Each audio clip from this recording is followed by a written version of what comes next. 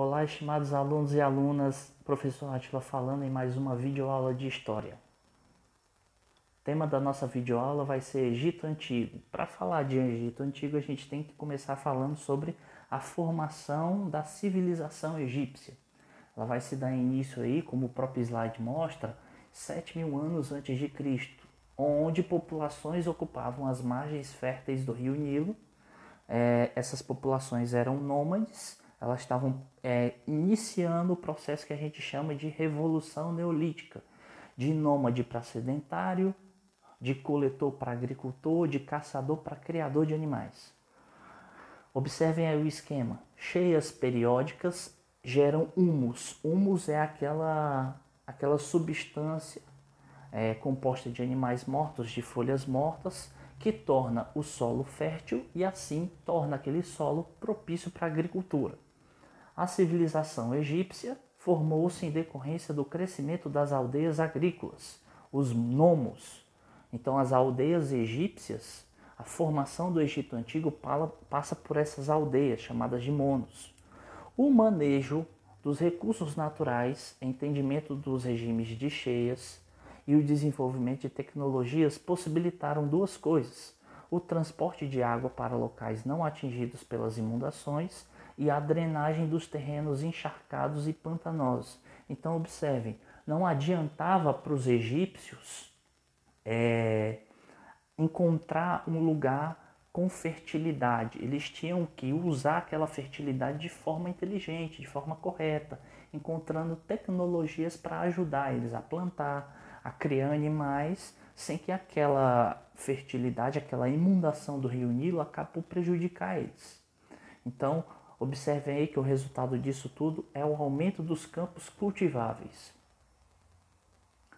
Por volta de 4.000 anos antes de Cristo, os egípcios eles vão ter contato com povos que habitavam as margens do mar Mediterrâneo e com povos da Núbia, que é a região lá quase no centro do continente africano. Esse contato com outros povos vai ser importante para aqueles povos que vão formar o Egito Antigo, porque vai ser esse contato com os povos que vai desenvolver uma cultura, características culturais. Por volta de 3.200 anos antes de Cristo, o faraó Menes ele vai unificar o Egito. Ele é considerado um dos primeiros faraós. Egito unificado é igual a início do governo dos faraós. O Estado ele vai ser teocrático, o faraó vai ser considerado um deus. No Estado teocrático, teu vem de religião, de divindade, e cracia, crático, vem de governo. Egito unificado em 3 impérios. A gente vai dividir o Egito Antigo em 3 impérios: o Antigo Império, o Médio Império e o Novo Império, até a incorporação do Império Egípcio aos persas. No Antigo Império vai existir uma paz interna e prosperidade econômica, um desenvolvimento, o que a gente chama de apogeu do Egito, e vai surgir a construção das grandes pirâmides, as chamadas pirâmides de Gizé, que até hoje estão lá em pé e compõem uma das 7 maravilhas do mundo antigo. Entre o Antigo Império e o Médio Império vai surgir o primeiro período intermediário, o estabelecimento dos monarcas no poder, dos faraós, e a criação de estados independentes. No Médio Império, restabelecimento da unidade política, expansão em direção à Núbia, então aqueles povos ali que eu expliquei para vocês, perto do centro da África, os egípcios vão se expandir o território deles até lá, e a expansão das áreas agrícolas e da vida cultural. Percebam, quando eles começam a ter contato com outros povos, a vida cultural se desenvolve. Entre o Médio Império e o Novo Império vai ser o segundo período intermediário, onde os egípcios vão dominar os iscos. A partir disso daí se fundam as primeiras dinastias. O que é a dinastia, professor? Dinastia é um governo de famílias, passado de pai para filho.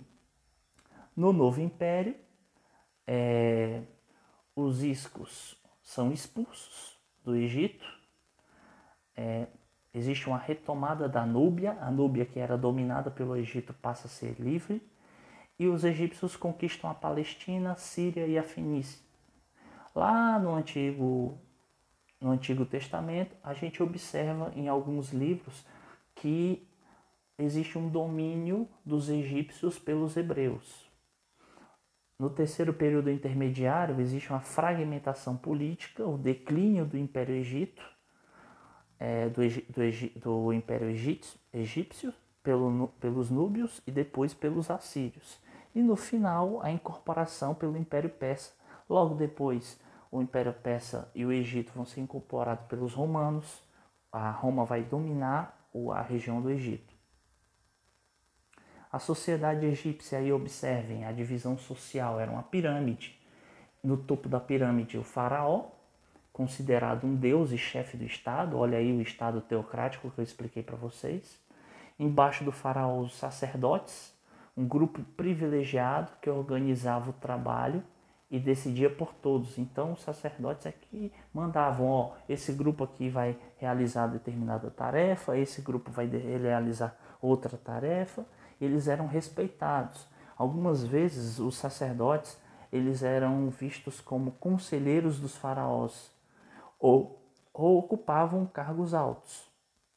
Embaixo, os altos funcionários do Estado, ministros, secretários, generais.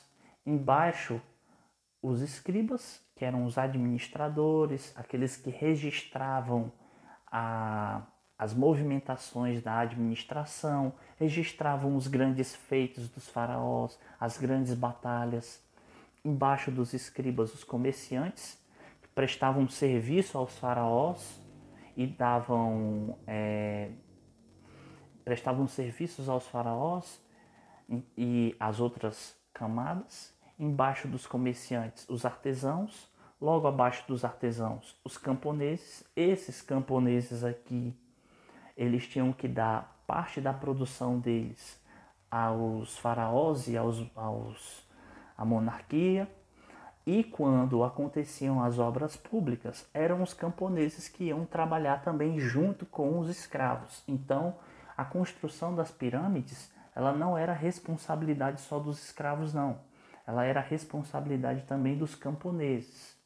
Embaixo dos camponeses, logo na base da pirâmide, tem os escravos, prisioneiros de guerra, filhos de ex-escravos, filhos de escravos, provenientes de tributos pagos por regiões conquistadas. O que são os escravos de guerra?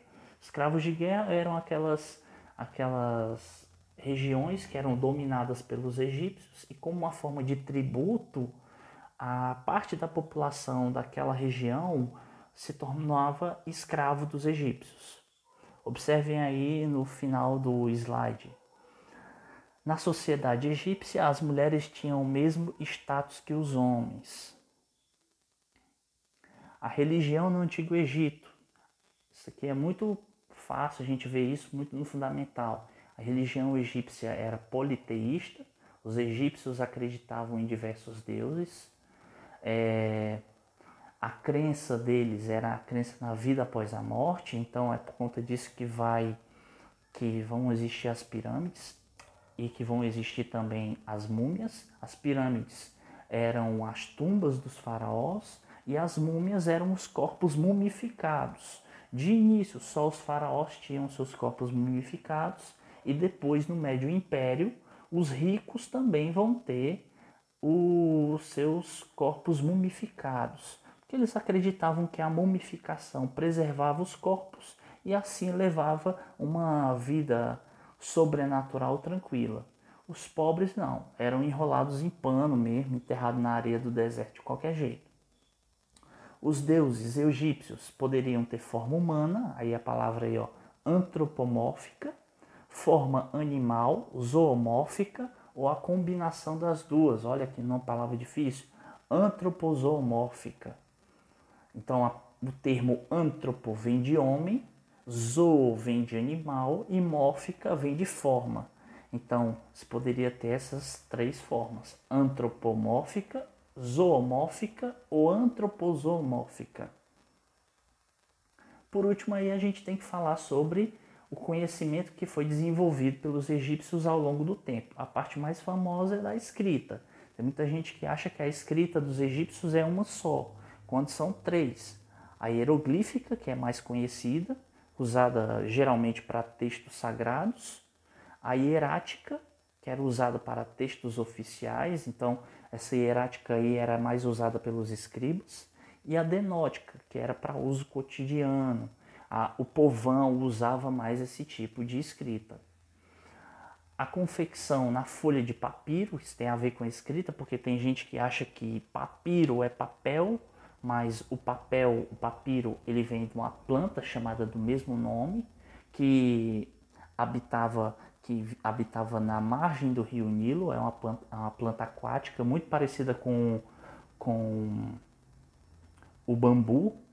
Então a fibra do papiro ela era usada para a confecção de papel. Além disso, se destaca os egípcios a criação dos relógios de água e de sol. Relógio de sol, se você for pesquisar no YouTube, você vai ver que é uma madeira fincada na terra, que a sombra dela, dependendo da movimentação do sol, vai fragmentar o dia. O desenvolvimento da aritmética e da geometria. Então, os egípcios também trabalharam a matemática, desenvolveram a matemática. Isso é importante por quê? Porque eles faziam os cálculos dos períodos de cheia e seca do rio Nilo. Quando plantar, quando não plantar. Então, gente, essa foi a nossa aula sobre Egito Antigo. Espero que vocês tenham gostado. Deem like. Assistam às próximas aulas, não só de história, mas também de filosofia e sociologia. Espero ter ajudado e realizem as atividades propostas.